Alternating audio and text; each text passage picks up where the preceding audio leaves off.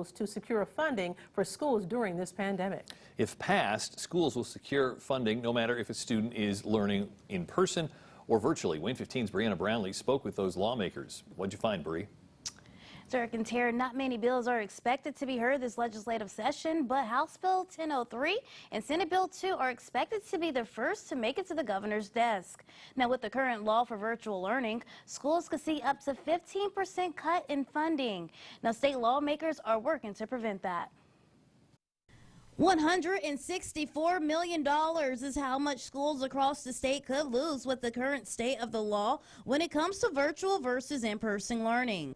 They would have only received 85% of their funding, and that's just not right because they've all worked very, very hard. Due to the circumstances of the pandemic, traditional in-person schools are in the position of having to offer virtual courses, which is pushing them in the virtual category.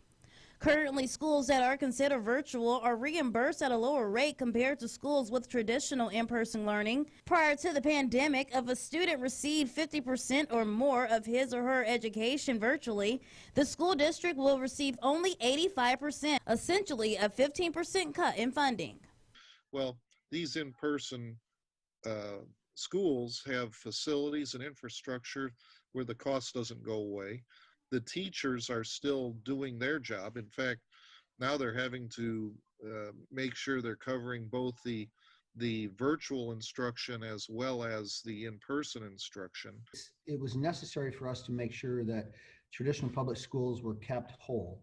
They created their budgets based on a census at the number of students at 100%. Governor Eric Holcomb could not do an interview, but he sent me a statement reading in short, "I remain committed to ensuring 100% funding for our K-12 schools that need to go virtual during the 2020 to 2021 school year because of COVID.